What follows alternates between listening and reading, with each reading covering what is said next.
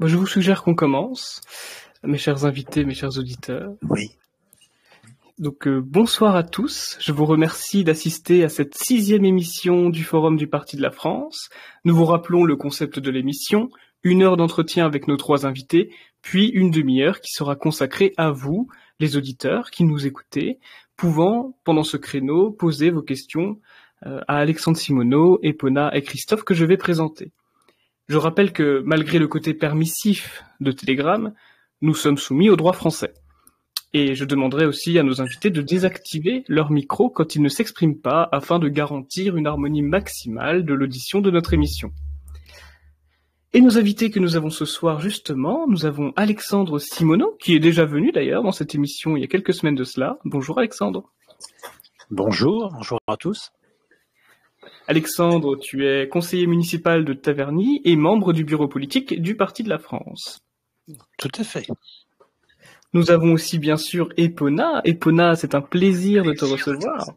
Tu as également ta propre émission pour le Parti de la France, les entretiens du Parti de la France, qui est disponible sur YouTube, et tu chantes dans un groupe de rock nationaliste nommé Norsemen Impact and Epona. Excusez-moi pour mon accent anglais. Bonjour Epona. Oui, merci Alexandre, merci pour la présentation. Alors effectivement, j'anime la chaîne YouTube du Parti de la France, comme toi tu peux le faire actuellement sur Telegram. Moi du coup c'est plus sur la chaîne YouTube. Et pour ce qui est de la musique, alors Norsemen Impact, c'est vrai que j'ai chanté avec eux il y a quelques temps. Malheureusement le groupe est en pause pour diverses raisons que je pourrais expliquer plus tard dans l'entretien. Mais voilà, malheureusement ce groupe n'est plus trop d'actualité pour le moment. Mais peut-être qu'un jour il reprendra. Ah bah oui, nous l'espérons aussi. De toute façon, il y aura des liens qui seront mis justement dans les commentaires de la rediffusion. Il y aura évidemment un lien vers la musique Norsemen and Impact. Et pour Christophe, justement, Christophe, la transition est faite. Nous avons Christophe Bresse ce soir. Tu es un chanteur patriotique. Déjà 2 albums à ton actif. Arcadia et l'Armée du Silence, que nous pouvons retrouver sur ton site internet qui sera dans les commentaires de la rediffusion. Et tu es actuellement en campagne participative pour financer ton 3e album, Les Mélodies Interdites. 3 300 € déjà obtenus sur les 4 000 demandés. Encore 2 mois pour récolter les fonds restants. Bonjour Christophe, merci d'être venu. Bonjour ou bonsoir Alexandre et tout le monde. Et oui, tout à fait, tu as tout dit, tu as tout résumé, effectivement. Là, en ce moment, je suis sur une levée de fonds, comme on dit, pour mon 3e album qui qui va s'appeler Les Mélodies Interdites. Et j'ai mis un objectif de 4 000 €. Je suis déjà à 3 300 €. Il reste encore 2 mois, donc je suis assez confiant. La dynamique est bonne et tout va bien. Voilà. Et parfait, et ne vous inquiétez pas les auditeurs, vous aurez tous les liens nécessaires en commentaire dans la rediffusion de cette émission pour écouter nos artistes. Commençons l'émission, je vous propose, la musique est un art, elle demande un savoir-faire, un savoir technique poussé, elle évolue au fil du temps et elle se dissocie des autres arts en étant l'harmonisation des notes entendues. Voilà la définition qu'Emmanuel Kant nous apporte sur l'art. La musique a énormément changé sur ces dernières décennies. Epona, je pose la première question à toi. Est-ce que tu penses que la musique sait encore aujourd'hui garder son statut d'art ou qu'elle se confond plutôt de plus en plus dans le divertissement, et la stimulation immédiate? Alors à l'heure actuelle, il faut dire que l'art peut dire vraiment tout et n'importe quoi. Donc à partir du moment où une cuvette de WC est considérée comme de l'art, n'importe quel type de bruit peut en être considéré aussi comme étant de l'art. Effectivement, suivant la définition que tu as donnée, il y a beaucoup de musique actuelle, qui s'appelle musique actuelle, qui ne mériterait probablement pas le statut d'art, étant donné que ce ne sont absolument pas des choses qui sont travaillées, ce ne sont absolument pas des choses qui correspondent aux critères généraux de ce qu'on appelle le beau, à tenter qu'on puisse croire qu'il existe un beau. En tout cas, à droite, de manière générale, on n'est pas forcément très progressiste et on dit qu'il existe un beau absolu, on va dire. Mais d'un autre côté, il faut aussi composer, on va dire, avec les sensibilités de chacun, puisque on n'a pas forcément tous les mêmes goûts en termes de musique, et quelque chose qui est très beau pour quelqu'un peut être très laid pour d'autres et inversement. Tout à fait, nous pourrions en débattre des heures d'ailleurs sur l'objectivité de l'art, parce qu'Emmanuel Kant a écrit tout un livre là-dessus, mais on va plutôt se concentrer sur la musique. Merci pour ta belle réponse, Epona. Je vais poser la question à Alexandre Simoneau, la suivante. Aujourd'hui, le rap est le premier style de musique écouté. Les paroles respectent assez rarement le niveau de lettres exigé en poésie, les voix sont souvent autotunées, et les messages transmis sont très négatifs, très anti-travail, anti-mérite, anti-français. Alexandre Simoneau, penses-tu que le rap ait une influence dans la mentalité ainsi que les valeurs dans les jeunes générations? Oui, je crois qu'hélas, il participe à la dégradation de la moralité générale et particulièrement celle des jeunes. Le rap véhicule la haine de la société, la haine de la famille, la haine de tout ce qui est l'ordre naturel des choses. J'avais dit tout à l'heure que rap, ça, pour certains en tout cas, cela voulait dire rock against police, c'est-à-dire un rock contre la police, c'est-à-dire contre l'ordre, contre l'autorité, contre l'État. Et je suis triste de constater que les jeunes générations sont plus attirées par les je n'ose même pas appeler ça de la musique, mais enfin par les bruits du rap, que par la belle musique, qu'elle soit de Bach, Mozart, Beethoven, même de certaines musiques contemporaines, de grands artistes, de grands chanteurs de la variété française que nous apprécions énormément. Absolument, absolument. Et justement, en parlant de chanteurs que l'on apprécie énormément, Christophe, j'aimerais te poser une question sur l'industrie musicale. Difficile de parler d'art sans parler d'Hannah Arendt, qui dénonçait un processus de ponctualité de l'art, que l'art éphémère s'éloignait du véritable art. Il y a 30 ans, tout le monde achetait des CD. Il y a 20 ans, tout le monde piratait des musiques. Soyons honnêtes. Aujourd'hui, une vaste majorité consomme de la musique en streaming, soit par les applications spécialisées, Deezer, Spotify, même Napster qui est revenu sous une forme légale, ou tout simplement par YouTube. Rappelons que YouTube, c'est quand même les musiques les plus écoutées, c'est sur YouTube, et les vidéos les plus vues, surtout, sont des clips de musique. Christophe, que penses-tu de cette évolution drastique et rapide qu'est en train de prendre l'industrie musicale? C'est une question intéressante, mais assez vaste.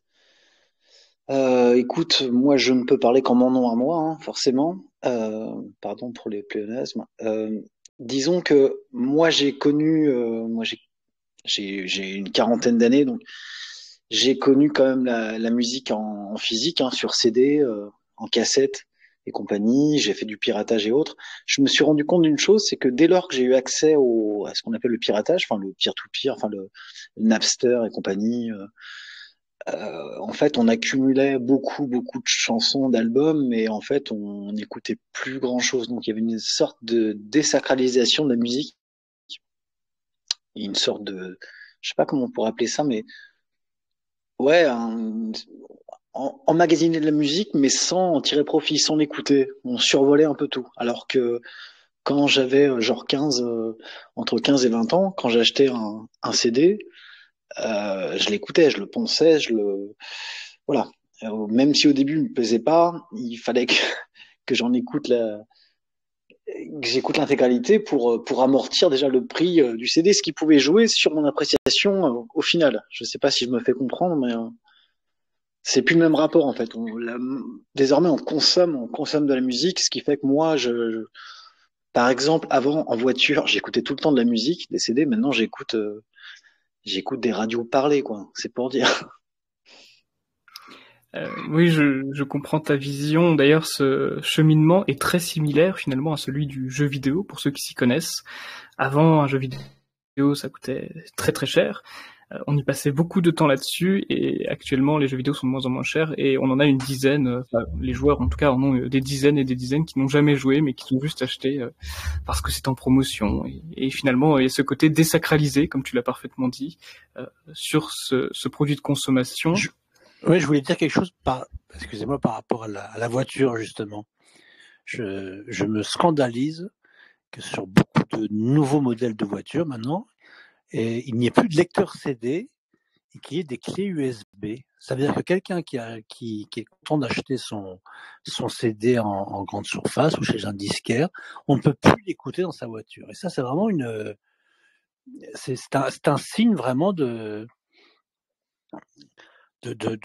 destruction de l'industrie du disque qui me paraît tout à fait scandaleux. Ça, vraiment, je sais pas si certains ont remarqué cela, mais sur les nouveaux modèles de voitures, on ne peut plus insérer le CD qu'on vient de s'acheter, qu'on a envie de tranquillement écouter. On impose la clé USB, donc on encourage en fait le téléchargement et donc le piratage. Et d'ailleurs, je tiens à faire le même parallèle pour les voitures que pour les ordinateurs. J'ai eu cette conversation d'ailleurs avec Christophe il y a quelques heures. Les ordinateurs portables maintenant sont vendus, même fixes d'ailleurs, sont vendus sans lecteur CD pour la plupart du temps. Tout à fait. Oui, c'est tout à fait. Et une perte drastique. D'ailleurs, je pense au Blu-ray finalement. Le CD il a explosé aux années 90, un petit peu 2000. Il y a eu le Blu-ray, et le Blu-ray, 5 ans après, tout le monde est passé au dématérialisé. Heureusement, maintenant, il paraît que beaucoup reviennent au vinyle. Comme quoi, il y a des anciens qui reviennent, comme aller comprendre les phénomènes de la mode. Les puristes prétendent que le vinyle a un son plus pur, plus épuré que le compact disque. Moi, j'y connais pas grand-chose en dommage. Je me suis renseigné bien sûr pour l'émission, mais là, je ne saurais dire. Epona, un avis sur l'industrie. Excuse-moi, vas-y Christophe. Excuse-moi Alexandre, si je peux me permettre, pour le vinyle, je pense pas que ce soit une histoire de qualité. Forcément que le CD, le compact disque digital a une qualité meilleure objectivement que le vinyle. Mais ce qui était intéressant avec le vinyle, moi c'est pas une époque que j'ai vraiment connue, mais c'était surtout en fait l'objet, le format, un 33 tours, quelque chose de très grand. C'était limite un poster, quoi. Donc déjà en pochette, on pouvait écrire beaucoup de choses aussi. Exactement. C'était limite c'était beau. Ouais, tout à fait. Ouais. Voilà. Ça décorait une bibliothèque d'avoir une collection de vinyles. Ça faisait partie d'avoir des grands classiques de la littérature. On avait les grands classiques du disque. Et on sont aussi plus proches de l'artiste. Moi, je pense que voilà, Christophe, il signe des albums. Signer un fichier MP3, ça me paraît quand même compliqué. Pour continuer sur l'émission, peut-être Epona, t'as eu un petit mot à dire sur l'industrie musicale ou on continue comme tu veux. Oui, je suis tout à fait d'accord. Moi aussi, ça m'a beaucoup perturbée quand j'ai cherché à acheter un nouvel ordinateur il y a pas très longtemps, de voir qu'il n'y en avait plus aucun qui possédait un lecteur CD. Donc de devoir acheter un lecteur CD, on va dire à part, quoi, externe. Et puis moi c'est pareil en fait, j'aime beaucoup dans ma voiture. En fait, quand j'achète des CD, c'est pour les écouter dans ma voiture. Et puis après, en fait, j'achète les CD, je les mets sur CD pour ensuite avoir aussi les musiques sur mon téléphone en dématérialisé, on va dire. Mais voilà, les CD c'est un peu pour la voiture, quoi. C'est plus comme ça qu'on les écoute maintenant. Tout à fait. Finalement, même la radio. Excuse-moi, Epona, il y a. Pardon. Il y avait juste un petit écho. La radio aussi d'ailleurs, même ça, la radio aujourd'hui on l'écoute quasiment qu'en voiture. J'ai travaillé un petit peu en radio et on avait vu les statistiques.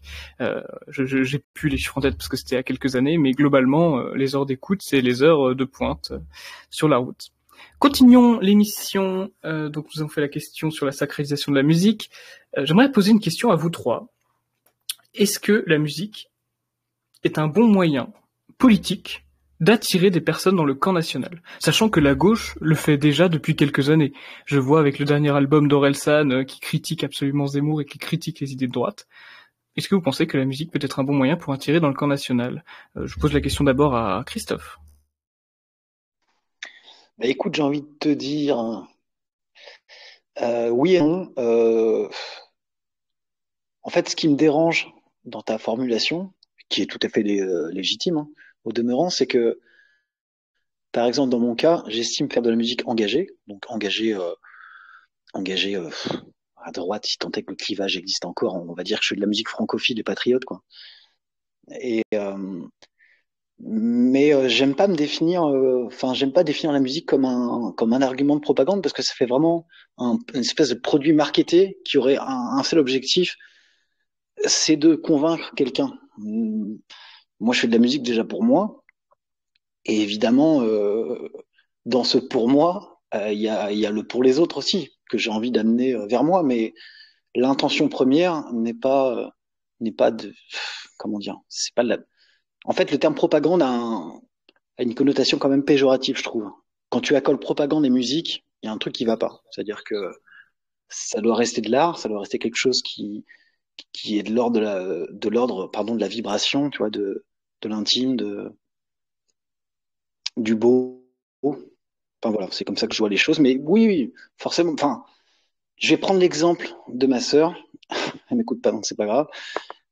Mais genre, elle aime beaucoup ce que je fais, mais elle aime pas trop en fait le sens de mes figures de style, enfin du fond en fait, parce qu'on n'est pas forcément du même bord politique. Donc, euh, donc voilà, il y a, dans la musique, tu as un aspect mélodique et tu as un aspect aussi textuel.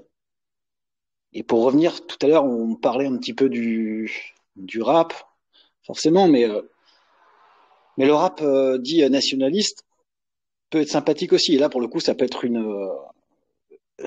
enfin, ça peut être une arme de propagande, effectivement, plus. Parce qu'en fait, là, on est vraiment juste dans le débit textuel et dans le matraquage idéologique, quoi. Voilà. Je comprends, c'est une position finalement très artistique de la musique, l'art qui joue jouer pour l'art et pas pour un outil politique. Par contre, de mon point de vue, la gauche ne s'empêche absolument pas d'utiliser ce moyen pour matraquer. Tu as dit le terme propagande tout à l'heure. Propagande, c'est quoi? C'est l'action d'exercer une sorte de pression sur l'opinion publique pour lui faire adhérer à une telle idée.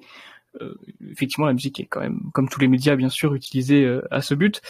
Alexandre Simoneau, je ne sais pas si tu veux que je reformule la question, mais est-ce que tu penses que la musique est un moyen efficace pour convertir un certain public à une certaine idée politique?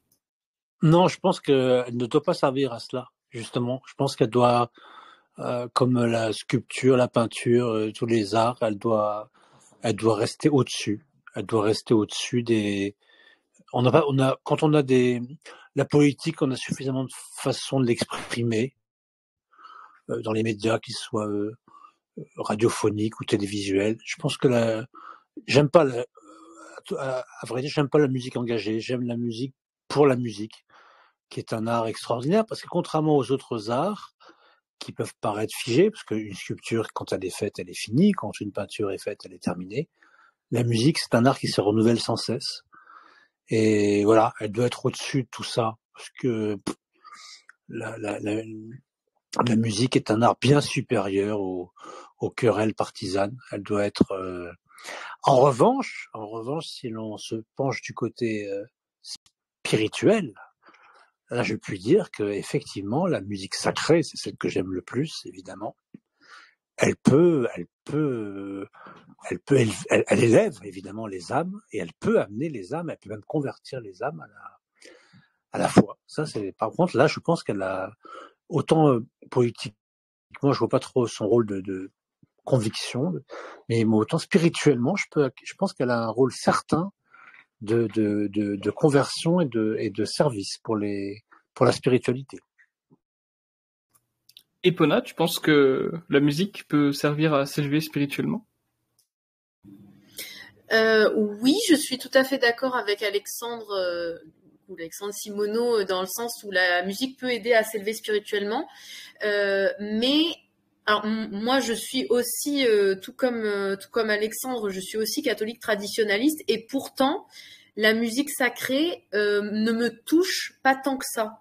C'est pas forcément le genre de musique qui me plaît vraiment à écouter. J'aime bien comme ça, mais je veux dire ça, j'ai pas l'impression, ou en tout cas je suis peut-être pas suffisamment sensible à ça, mais à cet art-là, et c'est pas moi personnellement quelque chose qui élève mon âme. En tout cas, ce n'est pas l'impression que j'ai. Et j'avais aussi une autre petite chose à rajouter tout à l'heure par rapport au fait que la musique doit être ou non utilisée comme de la propagande. Pour moi, c'est quelque chose qui ne fonctionne pas dans le sens où, comment dire, il y a des musiques qui peuvent être de gauche que quelqu'un de droite peut beaucoup aimer, parce qu'il va aimer la mélodie, parce qu'il va aimer le rythme, parce qu'il va aimer les sonorités ou l'ambiance de la chanson. Alors, par exemple, je vais prendre quelque chose de tout bête, mais la chanson, par exemple, Bella Ciao, c'est quelque chose de super gauchiste. Et pourtant, moi, j'aime beaucoup, mais c'est pas parce que je l'écouterai ou que je la chanterai que je vais devenir gauchiste pour autant. Et je pense que dans le sens inverse, du coup, nous, on aura beau créer toutes les chansons de droite qu'on voudra, s'il y a des gens qui vont danser ou chanter ou autre sur les rythmes qu'on aura créés à droite, c'est pas pour autant qu'ils vont changer d'idée ou se convertir entre guillemets à nos idées. Voilà. Si je peux me permettre, Bien sûr. si je peux rejoindre le propos de l'amie Epona, je suis assez d'accord avec ce qu'elle vient de dire, et d'autant que si je prends un exemple, par exemple, moi j'aime beaucoup aussi j'écoute pas que de la musique francophone. J'aime beaucoup des groupes comme les Pink Floyd ou Radiohead. Je vous avoue que j'ai pas fait l'effort de traduire les albums de Radiohead. J'ai pas un niveau suffisant en anglais pour comprendre directement le message. Mais une mélodie, des arrangements, et une forme, ça peut déjà être une fin en soi, et ça peut faire bouger la tête, ou voilà, on peut déjà apprécier. Donc, en ce sens, la musique, ça rejoint ce que j'ai dit tout à l'heure, c'est-à-dire que ça rejoint aussi ce que dit Monsieur Simoneau, c'est-à-dire que pour moi, la musique doit être au-dessus malgré tout. Ouais. Après, si ça peut ramener des gens, pourquoi pas? Si une bonne phrase si un bon mot d'un artiste qu'une personne de gauche peut le ramener sur le droit chemin entre guillemets, pourquoi pas? Mais c'est pas le but premier, je pense. Je comprends, je vous remercie à tous pour vos avis. Ça me fait penser, on parle de musique, on parle de religion. Alexandre Simoneau, à l'instar du milieu sportif, penses-tu qu'il y a une forme de taqiyya, une promotion des valeurs musulmanes véhiculée à travers le rap? Oui, c'est certain, parce que c'est dans les banlieues que c'est le plus écouté, c'est dans les banlieues que c'est le plus pratiqué. Et je pense que oui, leurs valeurs entre guillemets sont clairement véhiculées dans ce style encore une fois de bruitage, appelle pas ça de la musique, mais quand on entend les paroles, je sais plus, il y avait un groupe qui avait fait scandale il y a je sais pas combien de temps, qui avait dit je baiserai la France jusqu'à ce qu'elle m'aime, ou des choses comme ça. Bon voilà, ça nous éloigne beaucoup de la passion selon saint Matthieu, Jean-Sébastien Bach, vous voyez. Voilà, moi je suis plutôt du côté de la belle musique. Nietzsche avait une belle formule, il disait sans la musique, la vie serait une erreur. Mais j'ai envie de dire qu'avec le rap, la vie est une erreur, parce que c'est vraiment la musique ratée par excellence. C'est un dévergondage, c'est un appel à la haine, un appel à la désobéissance, un appel à la désunion, un appel à l'anarchie. Pour moi, le rap, ça véhicule de l'anarchie, tout simplement. Epona, est-ce que tu penses que l'islam peut être véhiculé justement par le rap, sachant qu'il y a de plus en plus de personnes athées, agnostiques, et même chrétiennes d'ailleurs malheureusement, qui écoutent beaucoup de rap? Est-ce que c'est une forme de taqiyya? Je ne pense pas forcément, parce que alors bon, peut-être que je connais pas suffisamment le rap pour pouvoir le dire, mais dans le même sens où pareil, ça peut être les gens qui pourraient aimer le rap, aiment le rythme, aiment le débit de parole, etc. Je pense qu'il y a beaucoup de gens qui pourraient potentiellement chanter ce genre de texte, même s'ils sont pas forcément d'accord avec les paroles, juste parce que voilà, le rythme est entraînant et qu'ils aiment bien ça. Donc effectivement, il y a des artistes qui s'en servent pour promouvoir leur religion, mais tout comme n'importe quel artiste pourrait le faire avec d'autres types de musique. Peut-être que le rap s'y prête mieux parce qu'il est justement beaucoup plus écouté par des gens de banlieue, voilà. Mais je pense pas forcément que ce soit une sorte de taqiyya. C'est plus l'occasion qui fait le larron, on va dire. Je comprends. Merci. Epona. Merci Epona de ta réponse. On va rentrer peut-être dans le questionnement un peu plus personnel, mais Christophe, j'aimerais te poser la question, depuis quand et comment t'es venue l'envie de faire de la musique? Oh, depuis très longtemps. C'est mon père qui m'a transmis en fait la passion parce que justement, on va revenir aux autoradios. Donc à l'époque, c'était pas des CD mais des cassettes. Et quand on prenait la voiture, mon père me faisait, enfin, écouter tout le temps les Pink Floyd ou Dire Straits, mais j'aimais beaucoup en fait. Voilà. Donc à la base, c'est ça qui m'a fait aimer la musique, tout simplement. Et donc j'en écoute fin. Mais je dirais que c'est plus à l'âge du collège où j'ai voulu avoir mes premiers CD ou premières cassettes pour les écouter dans ma chambre. Avant, je me contentais des trajets en voiture, pardon, mais ouais, c'est à l'époque du collège, quoi, quand on veut s'affirmer, quand on veut se donner un style ou ouais, voilà. Et tranquillement, à partir en fait, je suis arrivé ensuite sur des musiques plus dures mais très riches musicalement, ce qu'on appelle le heavy metal ou le hard rock. Enfin, il y a plein de termes pour désigner ce courant musical qui instrumentalement est très riche parce que les musiciens sont tous sauf enfin, ce sont des gens qui maîtrisent l'instrument au même titre qu'un violoniste. Hein. Et du coup, je suis tombé par hasard sur un CD d'Iron Maiden dans un magasin Carrefour, parce qu'en fait, c'était encore en francs à l'époque, et il y avait une promotion sur les albums d'Iron Maiden à 50 francs, avec un visuel hyper accrocheur. Donc je me suis dit, je vais le prendre, je vais l'acheter. Et je suis tombé un petit peu là-dedans comme ça, quoi. Voilà. C'est un peu trivial, comme réponse, mais c'est le, voilà. Et ensuite, forcément, je voulais me mettre à la guitare, parce que je voulais imiter toutes ces idoles que sont les Angus Young d'ACDC et autres guitar héros, c'est le nom qu'ils portent, qu'on leur donne. Et puis aussi, c'est l'âge de l'adolescence, l'âge où on veut plaire aux filles aussi, et puis que ça aide aussi. Alors c'est pas le leitmotiv, enfin c'est pas la, comment dire, c'est en plus, ça c'est le petit bonus, mais non, c'est une passion quand même pour, enfin, vouloir reproduire les œuvres musicales qui m'ont épaté, quoi. Merci beaucoup pour ta réponse et pour ce témoignage. Je tiens à préciser d'ailleurs que moi-même, présentateur de l'émission Forum du Parti de la France, et le président du Parti de la France, Thomas Joly, sommes tous deux fans de métal. Donc on te rejoint complètement, Christophe, là-dessus. Iron Maiden, qui est un de mes groupes préférés, avec Rammstein, qui a sorti un album cette semaine. Epona, j'aimerais te poser la même question, finalement. Tu fais de la musique aussi. Comment et depuis quand t'es venue cette passion pour faire de la musique? Alors moi au départ c'est un petit peu comme je pense tout le monde et n'importe qui, je chantais dans ma douche. Voilà, j'aimais bien ça, chanter sous la douche. Quand j'étais plus petite d'ailleurs pour la confidence entre guillemets, apparemment mes parents trouvaient que j'avais une très belle voix et du coup mes parents voulaient absolument que je chante à la chorale de l'église. Et moi, comme je vous l'ai dit un petit peu plus tôt dans l'émission, la musique sacrée, la musique de la messe, etc., ça me plaît pas des masses. Et du coup, j'avais dit non, je n'aime pas chanter. J'avais dit carrément, je n'aime pas chanter tout court pour qu'on me fiche la paix. Et donc pendant très longtemps, j'ai pas du tout chanté. Et pareil, j'ai découvert vraiment, ce qui m'a vraiment donné l'envie de chanter, on rejoint sur le métal. Moi, c'était plus métal symphonique. C'était de découvrir le groupe Nightwish avec la chanteuse Tarja Turunen, qui est incroyable, extraordinaire, qui a une voix d'opéra, et qui m'a donné envie de l'imiter, en fait, tout simplement. Je me voyais à sa place sur scène, voilà. Et donc, pendant un certain temps, j'ai juste, voilà, c'est grâce à elle que j'ai trouvé vraiment le goût de chanter.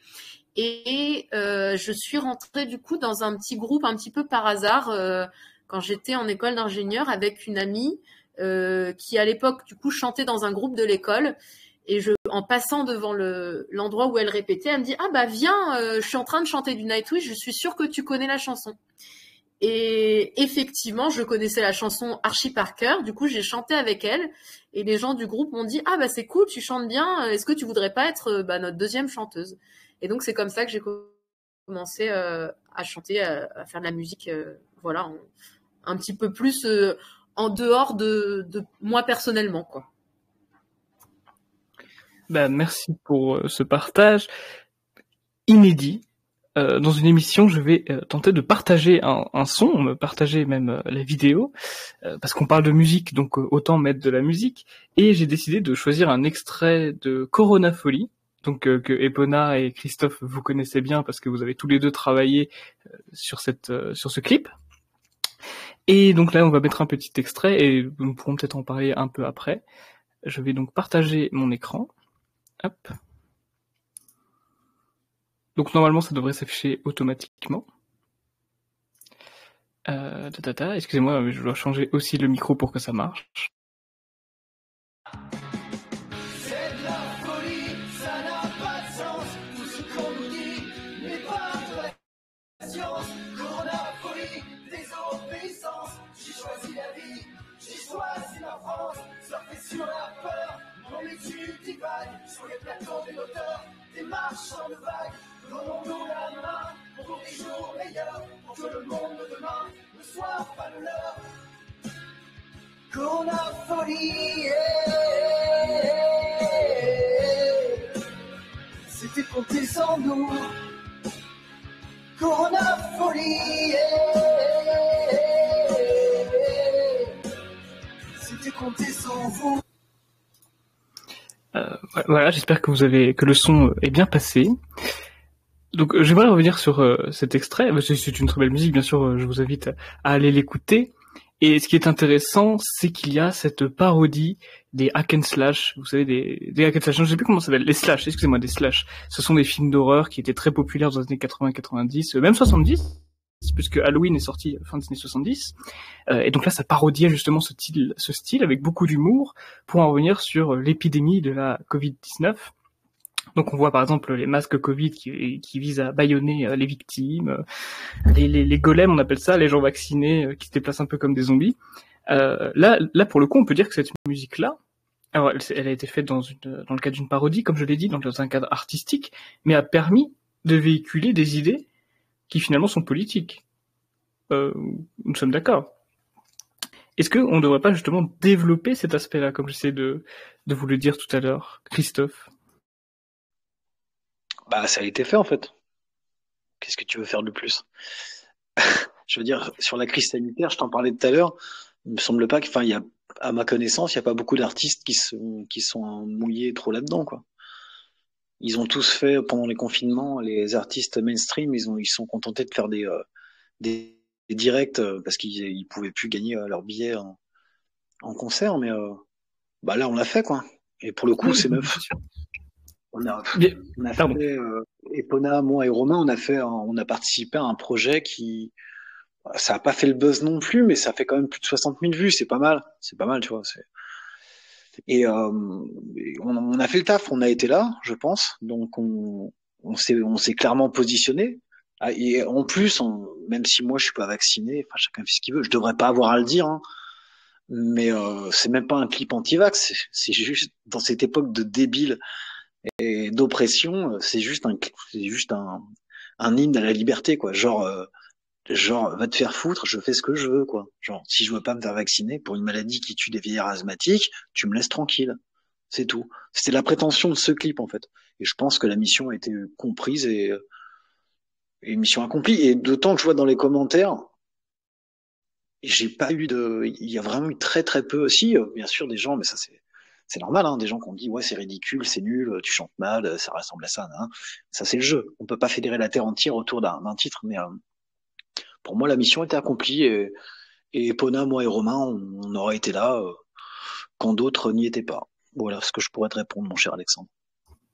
Et bien sûr, et d'ailleurs je rends tout à fait hommage à Corona Folie, que je vous invite tous à écouter, je mettrai le lien dans les commentaires de la rediffusion, et justement, si je vous l'ai fait écouter, c'était pour vous montrer qu'on peut, je pense, tout à fait utiliser la musique comme un moyen, comme un média, pour promouvoir des idées sans pour autant dénaturer ce que la musique est, c'est-à-dire de la musique, de l'art. Sans dénaturer son côté ontologique, je dirais. Et je vous remercie bien sûr d'avoir participé d'avoir fait Corona Folie. C'était à l'époque, je me rappelle quand elle était sortie, je faisais partie des premiers viewers, on appelle ça, des premières personnes qui la regardent. Et je me suis dit quand même pas trop tôt, parce qu'on entendait tellement d'euphorie presque, de stupidité pendant cette période, que ça faisait du bien de voir de l'autodérision, de la dérision sur cette situation qui était extrêmement anxiogène et très désagréable à vivre. Je parle de la situation, je parle pas, le clip est très bien. La situation était très désagréable à vivre et ça faisait du bien. Si je peux me permettre justement pour étayer un peu ça, et pour rejoindre ce que j'ai pu dire au début concernant le côté propagande dans la musique, c'est un titre que j'ai voulu mettre hors album, c'est-à-dire qu'il est en téléchargement sur mon site et en version clip, mais j'ai pas voulu le mettre sur un album parce que justement parce que trop proche de l'actualité. Moi, je suis pas médecin, je suis pas virologue. Sait-on jamais, genre peut-être qu'on, j'y crois, enfin je pense pas, mais peut-être qu'en 5 ans on va apprendre que les vaccinés vont faire des formes graves de je sais pas quoi ou que les non vaccinés vont mourir. J'en sais rien.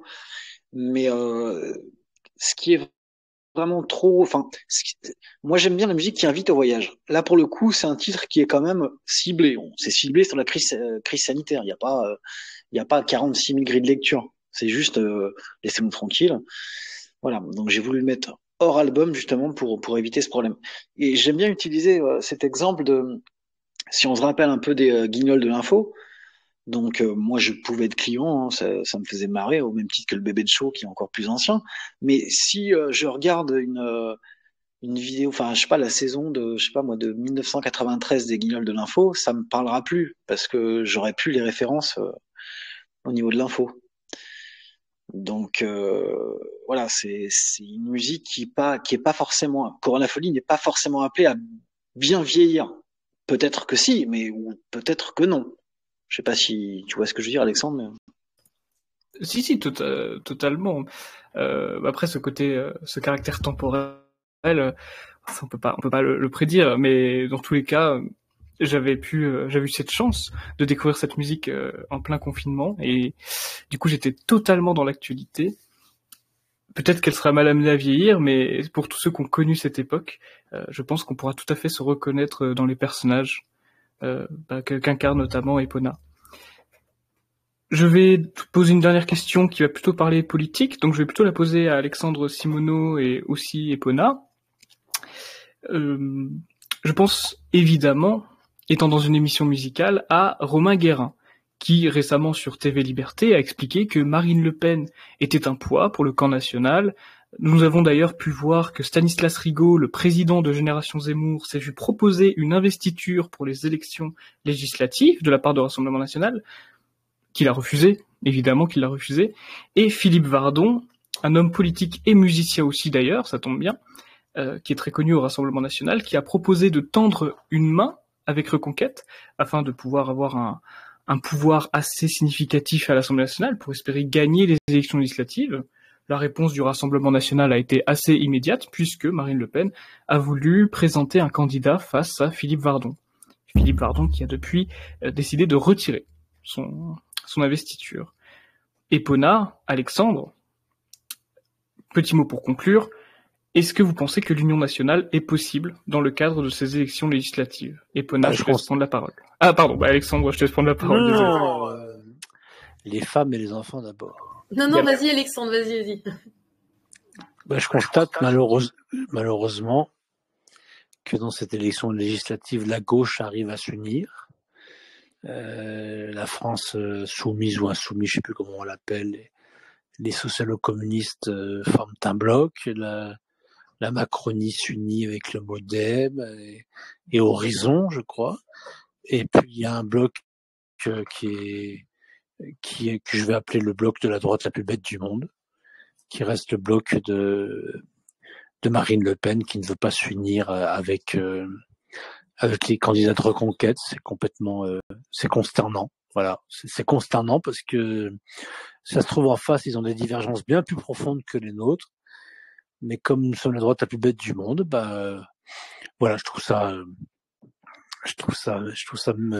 lamentable, et je prédis à tous ces candidats des résultats lamentables au mois de juin. Écoute, j'ai bien fait de te laisser parler en premier, Alexandre, parce que j'ai honnêtement rien à rajouter. Je trouve que c'est très bien résumé. On a un espèce de centre gauchiste mou avec on va dire la Macronie de manière générale. On a une extrême gauche qui arrive très bien à s'unir avec d'autres partis d'un peu gauche mais pas trop. Et à droite, plein de petites constellations qui sont bouffées par une espèce de grosse d'une espèce de soi-disant extrême droite pour, on va dire, pour le grand public, mais qui au final ressemble plus à une sorte de gauche molle dans la personne du Rassemblement national, quoi. Voilà. En fait, le Rassemblement national n'a jamais été autant diviseur et sectaire que depuis qu'il s'appelle Rassemblement national, et à la vérité, il ne rassemble personne. Parce qu'un rassemblement, c'est justement faire venir ensemble des gens d'horizons différentes qui pensent pas forcément les mêmes choses sur les mêmes sujets. Mais Marine Le Pen n'a jamais rassemblé personne depuis qu'elle a trahi son père en transformant le nom de son parti Front National en Rassemblement National. Ça n'a jamais rassemblé rien du tout, et elle en paiera les conséquences à ces législatives que je prédis désastreuses pour la droite nationale dans son ensemble. Vous pensez que ce sera pire qu'en 2017? Rappelons qu'elle a eu 7 élus sur 577 en 2017. Je la crois pas. Je pense pas qu'elle aura un groupe. Honnêtement, non. Avec le mode de scrutin qui est totalement antidémocratique, ça c'est pas de sa faute. Mais je pense pas qu'elle aura un groupe. Non, j'y crois pas, moi. Honnêtement, j'y crois pas. Elle a eu un relatif bon score au second tour de la présidentielle, parce que je pense que dans ses voix, il y avait pas une adhésion Marine Le Pen, il y avait un rejet de Macron.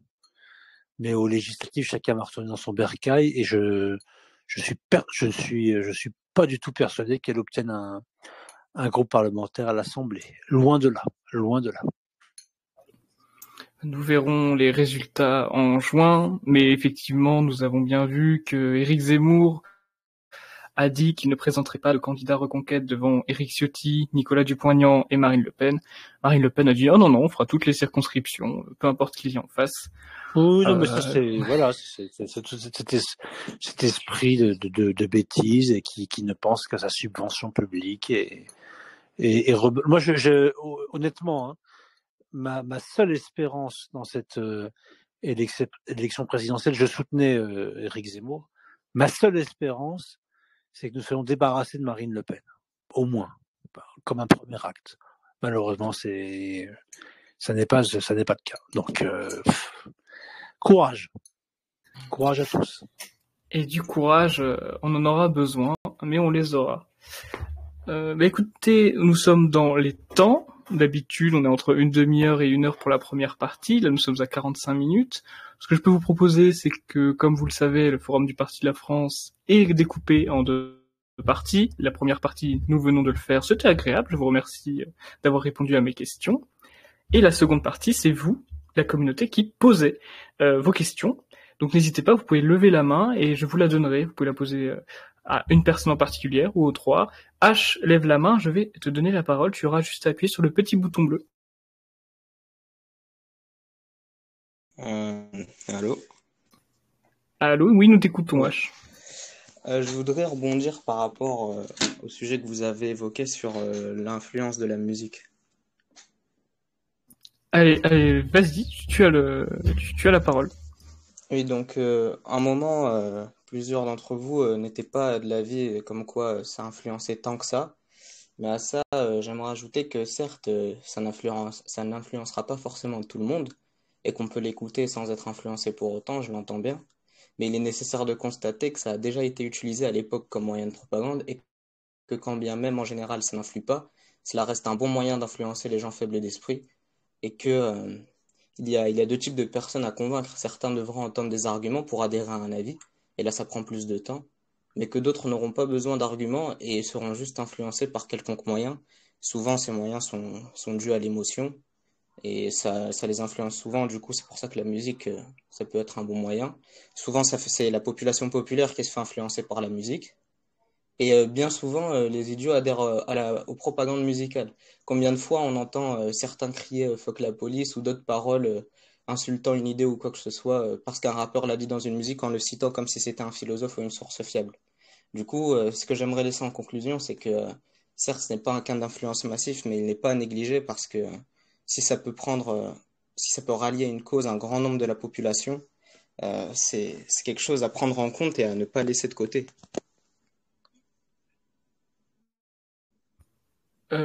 Merci, SIH. Mais du coup, c'était pas pour quelqu'un en particulier, c'était simplement un argumentaire pour défendre l'importance de la musique comme influence de l'opinion politique. Oui, voilà. D'accord, on remercie. Je pense que nos invités sont dans l'écoute et réfléchiront peut-être à cette question, je ne sais pas. Ah, Jeff Pradin nous pose une question. Je te donne la parole, tu n'as plus qu'à appuyer sur le petit bouton bleu. Bonsoir. Bonsoir. Alors, du coup, j'avais une question, justement, tant qu'on parle de musique, et d'ailleurs cette question s'adresse à absolument tout le monde. Pensez-vous que la droite peut revenir sur le champ culturel qui aujourd'hui, on peut dire, est largement dominé par la gauche, que ce soit dans l'éducation, justement dans les musiques, avec tous les raps, etc. Pensez-vous qu'un combat culturel de la droite vaut le coup sur les 5 prochaines années? Quelqu'un souhaite en particulier prendre la parole en premier? J'ai envie de dire, si je peux me permettre, sans engager le beau, le vrai, ils sont tous véhiculés par la beauté. Par conséquent, bon, il faut laisser le beau, le vrai, triomphe par eux-mêmes. Je pense pas qu'il y ait besoin de rajouter quelque chose à cela. Les Français s'apercevront dans très très peu de temps qu'ils ont commis une grosse erreur en réalisant ce président. Il faut laisser les choses faire et la clairvoyance va l'emporter progressivement. On t'écoute, Nicolas. J'aurais tendance à dire que oui, il serait bien que la droite se penche un peu sur la reconquête culturelle, musicale, artistique de manière générale. Sauf que ça prend non seulement du temps, mais surtout des moyens pour que ce soit fait de manière belle, propre et professionnelle. Christophe en sait quelque chose. Et malheureusement, toutes les possibles subventions et diverses allocations que l'État peut accorder à certains projets ne se tournent malheureusement pas vers des sujets qui seraient plébiscités par notre camp. Et donc, autant certaines personnes qui auraient un talent moyen à gauche et qui auraient envie de développer un projet super woke pourraient être subventionnées, donc pourraient mettre en œuvre quelque chose et sortir un album, une musique, un clip ou quoi. Autant de notre côté, c'est un petit peu plus dur de faire ça quand quand par exemple on a un métier à plein temps et qu'on n'ose pas forcément trop non plus se lancer là-dedans parce qu'on sait pas du tout où ça va nous mener et on peut être facilement dans une impasse notamment financière et malheureusement l'argent c'est le nerf de la guerre comme on dit. D'ailleurs, c'est un petit peu éloigné du sujet, excusez-moi, je m'en éloigne un peu, mais ayant connu l'essor d'Internet aussi pour tout ce qui est information, justement, cette question financière est revenue. On a vu beaucoup d'influenceurs de notre bord, même de médias de notre bord, exploser grâce à cet outil qui demandait assez peu, finalement, de prérequis comparé à la télévision, aux radios. Et on a pu avoir un certain contrepoids dans l'opinion publique, surtout chez les jeunes d'ailleurs, grâce à ce média alternatif. Mais Epona a tout à fait raison, l'argent reste le nerf de la guerre. Et surtout en matière de communication. Je ne sais pas si quelqu'un d'autre a une question. Nous avons eu 3 agréables questions. Si vous en avez une, n'hésitez pas à lever la main, je vous donnerai la parole. Et sinon, nous pourrons bientôt conclure. Si je peux me permettre. Bien sûr, Christophe. Si je peux me permettre. Les sous, c'est le nerf de la guerre. Le nerf de la guerre, c'est mon talon d'Achille. Voilà. Vu que je l'ai chanté, hein. Non, et juste pour apporter je suis tout à fait d'accord avec ce que nos intervenants ont dit, mais je pense que c'est limite c'est contre-productif d'être trop estampillé à droite quand t'es musicien. En fait, ça doit se deviner, ça doit en fait, ça doit se faire naturellement. C'est-à-dire que tu dois aller jouer et chanter dans des rassemblements patriotes, comme le PDF ou autre. Mais l'affirmer d'entrée de jeu, il y a un côté, alors je pèse mes mots, mais il y a un côté un peu ringard. Comme si je disais chanteur de gauche, enfin ils sont tous de gauche, mais en fait il faut pas dès lors que si tu mets ça en avant, et je rejoins, je pense que Monsieur Simoneau sera d'accord avec moi, ça veut dire que si on met ça trop en avant, c'est à dire que l'art passe après. Donc moi je suis vraiment sur cette ligne-là, quoi. Je pense que on chante ce qu'on pense, on fait de la musique et on convainc si on doit convaincre, mais c'est pas le leitmotiv, quoi. Désolé pour l'anglicisme.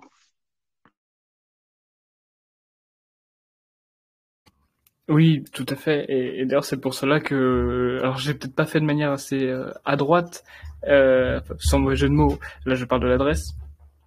C'est pour ça que dès le début, j'avais bien parlé de l'art comme art quelque part comme c'était vu à l'époque, comme quelque chose de relativement, on va pas dire sacré, on va pas faire de blasphème, mais d'important, quelque chose qui avait beaucoup de sens, et qu'aujourd'hui c'était de plus en plus, on va dire du fast-food pour la restauration, ou bien même quelque chose de complètement galvaudé et qui est plus de l'ordre de la stimulation immédiate et superficielle que comme quelque chose où on prend le temps d'écouter et de bien analyser. C'était un peu mal introduit, mais c'était mon but à travers cette introduction. Merci Christophe, en tout cas pour ton partage sur l'art. Je sais pas si quelqu'un d'autre a une question. Je sais pas. Bah, en tout cas, pour une fois, nous sommes dans les temps. On peut en être fiers. On est bien dans l'heure. Je vais bien évidemment remettre tous les liens importants, donc le site de Christophe, Epona, les entretiens du PDF, Corona Folie, qui seront dans les commentaires de la rediffusion que vous pourrez retrouver sur le canal du Telegram. N'hésitez pas à parler de l'émission autour de vous, et je vous remercie, mes invités, d'être venus. Merci à toi, Alexandre. Merci à toi, Alexandre. Et d'ailleurs, si je peux me permettre de préciser, du coup, Alexandre Simoneau, si certains d'entre vous suivent déjà les entretiens du Parti de la France, Alexandre Simoneau est déjà intervenu 2 fois dans l'émission, Christophe une fois, et Alexandre Inger, notre présentateur aujourd'hui, sera aussi un des prochains invités pour l'instant. Bien sûr, évidemment. Ah oui. On attend ça avec plaisir. Voilà, ce sera entre guillemets le retour de bâton. Voilà, donc on se retrouvera, Alexandre, dans un entretien prochainement. Je dois admettre que je l'apprends ce soir en même temps que tout le monde, mais je suis très satisfait de cette nouvelle. Merci beaucoup, Epona. Avec plaisir. On se revoit l'appareil. Voilà, c'est si ça. je peux me permettre. Alexandre, je tenais à te remercier pour ta sympathie parce que comme je t'avais dit, je suis vraiment pas doué, même pour installer un logiciel comme Telegram sur mon smartphone. Non, t'as été très sympa et vraiment à l'écoute. Et merci beaucoup, c'était très sympa de discuter avec toi et j'ai hâte d'écouter ton interview au PDF. Voilà. Christophe, je te remercie beaucoup de ta bienveillance et de ta sympathie. Comme je te l'avais déjà confié en privé, ça fait quand même déjà 4-5 ans que j'écoutais certaines de tes musiques, et ça a été un vrai plaisir pour moi ce soir, complètement égoïste, je l'entends bien, mais c'était un vrai plaisir de te parler. Et oui, je t'ai aidé au mieux sur Telegram, tu t'es très bien débrouillé, ne t'inquiète pas, tu es tout à fait encore jeune avec les technologies, il n'y a pas de souci à se faire là-dessus. Et merci beaucoup pour ta bienveillance et ta sympathie, c'était vraiment super. Merci à toi. Du coup, je vais mettre fin, évidemment, à l'émission. Et merci à vous. À la semaine prochaine pour la future émission. N'hésitez pas à parler de l'émission autour de vous. Au revoir.